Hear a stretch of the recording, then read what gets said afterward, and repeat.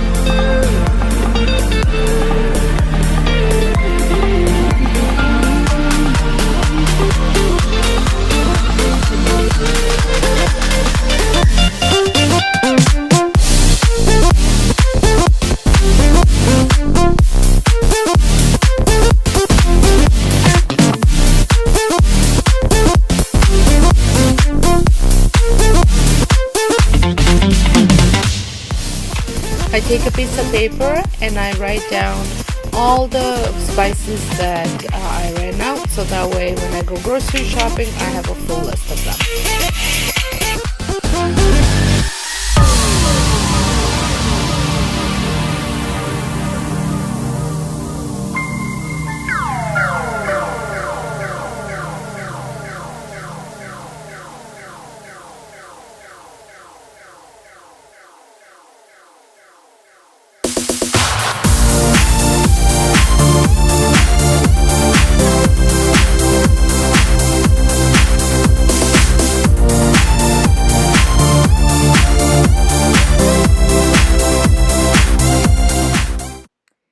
In these little baggies I keep all of my seasoning mix. There's fajita seasoning, taco seasoning, celery salt, onion soup mix, and they're all pre-made and ready to go.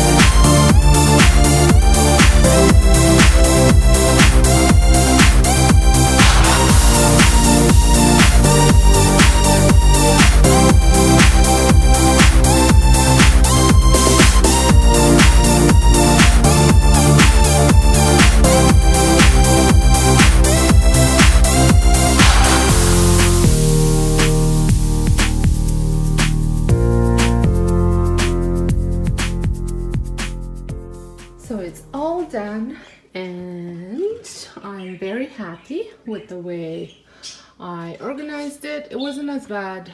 It wasn't as dirty or messy as I thought it was going to be. So let me give you a bit of an overview of what's where. This is it's a little crooked. So this is the chores list for my kids, and I keep it in here in case if miraculously they have lapse in memory and can remember what they have to do each day.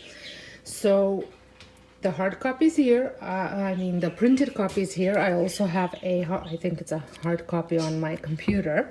So anyways, moving on to my pantry. So over here I have my weekly planner, which I write down the breakfasts and dinners for, which I have to redo for this week.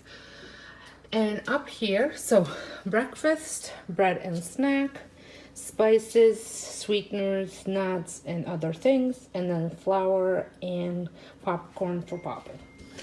So up here we've got cereal. We eat very minimal cereal, so I usually buy one big bag of cereal, the organic kind, and it lasts us a while. Cereal, we just use it for like, quick, we're out, make your own breakfast type of thing. Pancake mix. Now this is new. It's empty right now because I have to buy the ingredients, but so what I'm doing for this one is because I'm trying to encourage my kids to maybe cook more. They cook some stuff, but it's very minimal because I do make everything from scratch. So sometimes it's hard for them to quickly prepare things for themselves. So what I'm thinking about doing here, actually what I will be doing here, I'm not thinking about it, is I'm going to make a pancake mix. So I'm going to mix all the dry ingredients in there, and then on the side I'm going to write all the wet ingredients that they have to add to the dry ingredients to make the pancakes. I think that makes sense. I'll show you guys either on Instagram or maybe even here once I do that. And if any of you would like for you to see the recipe for my pancakes, it is on my blog. And then over here are my steel cut oats that we eat quite a bit. Then I've got granola, which this is store-bought, but I am thinking I'm gonna make my own. Pumpkin seeds, cream of wheat, sunflower seeds. This is the PB2 peanut butter powder, coffee. And then back here I've got walnuts, oat bran, and psyllium husk. A lot of that stuff my husband uses. So over here I have bread, which is for mostly daycare and my kids' lunches. So as you can see, I need to go get some more. And this is coconut oil, the downfall of not having a clean pantry.